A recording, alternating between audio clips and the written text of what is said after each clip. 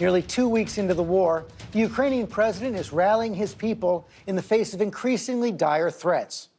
As Russian forces continue to raze his nation, Volodymyr Zelensky delivered an early morning address from a secret location, describing Ukraine as a superpower of spirit. Vladimir Putin vowing to eliminate Ukraine, calling Western sanctions a declaration of war, warning the West that imposing a no-fly zone, a Zelensky plea rejected by President Biden, would trigger a wider war. It is already the most dangerous battle in Europe since World War II. Ukrainian cities under siege, more than 1 million refugees on the move, the capital Kyiv surrounded by Russian forces. Our senior foreign correspondent Ian Pannell is on the scene. Good morning, Ian. Yeah, good morning, George. We've just returned from the town of Irpin. This is about 50 miles northwest of the capital, where Russian forces are shelling and killing civilians who are trying to flee. And we're seeing hundreds of thousands of people across the country who've now become targets as Putin's objectives and tactics in this war became ever clearer this week. This was the week when it became clear that Putin's war would be longer, harder and more costly than the Kremlin may have ever imagined. What had been unthinkable 10 days ago is now happening daily, as seen in videos posted to social media by people throughout the country. Russia is pounding cities across Ukraine as its forces slowly occupy ever more territory. With the fall of Kherson in the south, 5 major cities are now being gradually encircled.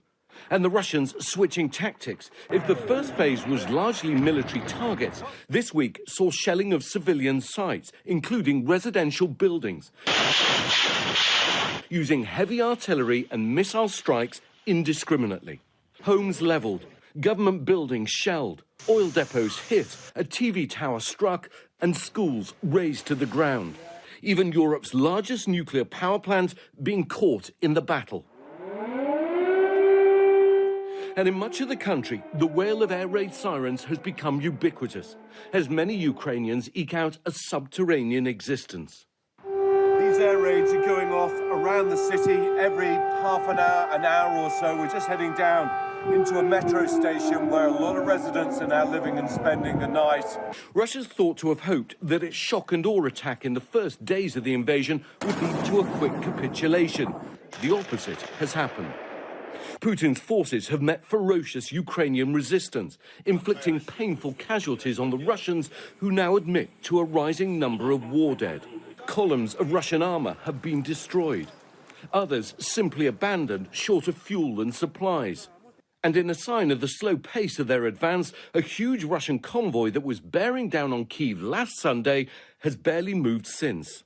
And President Zelensky, perhaps more defiant than ever, formally applying to join the European Union and telling me at a press conference a few days ago that he'll do whatever it takes to protect his people. For how long can you hang on? I don't know how long, he told me. It doesn't depend on time. It depends on us. Posting videos from central Kyiv, Zelensky dressed in combat fatigues, addressing his people in an effort to show strength and reassurance. But Zelensky's angry that he won't get the no-fly zone he wants from NATO, adding, all the people who die from this day onwards will die because of you, because of your weakness. Amid the sounds of war, Russia and Ukraine have held 2 rounds of ceasefire talks in Belarus this week. Russia agreeing to humanitarian corridors for 2 cities that it violated almost immediately. But in Moscow, Putin insisting that everything is still going to plan, despite evidence to the contrary. Almost overnight, the country's become a pariah state, major international companies divesting, and the US going after Putin's supporters and some of Russia's richest men, sanctioning 19 oligarchs and 47 of their closest associates and family members. The Kremlin's response has been to plunge ever deeper into tyranny. In the past week, authorities have moved to try to snuff out what was left of Russia's free media, imposing full military censorship, blocking Facebook, Twitter and the BBC's Russian service. But this is a dangerous moment. Without a face-saving off-ramp, Putin may not be able to turn back, and anything less than victory in Ukraine could threaten his own position. And with more people on the move and Russian tanks advancing, this crisis, this war, looks almost guaranteed to get even worse.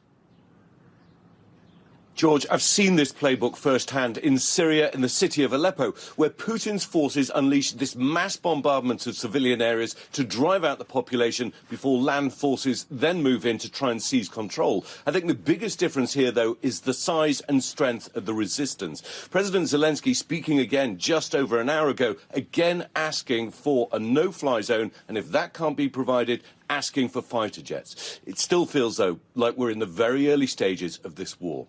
George? It is brutal, and we're going to bring those questions to the UN ambassador in just a moment. But right now, let's bring in our military analyst, retired Colonel Stephen Gannon. Picking up on what Ian just said there, Steve, this is not the war Putin bargained for. It certainly isn't, George. Some of the things that we're looking at is the gross incompetence of the Russian military. The third largest military certainly is not performing that way. But the Ukrainian military is really what the real surprise is here. The way that they've been able to improvise, the way that they've been able to trade space for time. They're focusing their defenses around the key cities of Kharkiv and Kyiv and Kharkiv. But right now, all the Russian movement is down south, where the Ukrainians aren't focusing their defenses. So does this enhance the prospects for a negotiated peace, or have we crossed that Rubicon?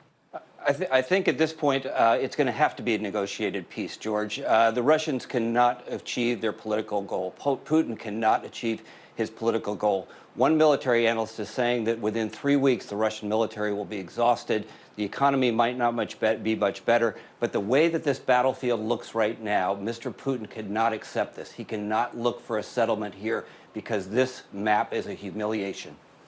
And you're saying he doesn't have the means for a long-term occupation?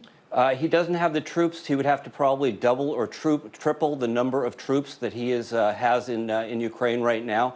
But we think that what will eventually happen is that the settlement will occur, and he will have to negotiate some kind of face-saving agreement. Steve Gannard, thanks very much. Hi, everyone. George Stephanopoulos here. Thanks for checking out the ABC News YouTube channel. If you'd like to get more videos, show highlights, and watch live event coverage, click on the right over here to subscribe to our channel. And don't forget to download the ABC News app for breaking news alerts. Thanks for watching.